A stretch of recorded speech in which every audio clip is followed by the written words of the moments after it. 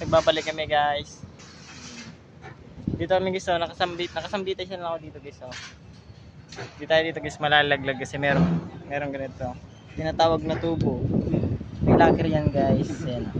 Naka-welding din siya. Ayun yung kasama kong dalawa no. Ano sila guys, nagme-metros ng 50 meters nang ilalagay sa ilalagay sa poste. Yan guys. Tingnan nyo guys, grabe naman ang init dito guys sa Pasig. Yan. Ito lang kami guys. Mamaya guys, nakabigaw guys kasi wala si Purman guys. Bye bye.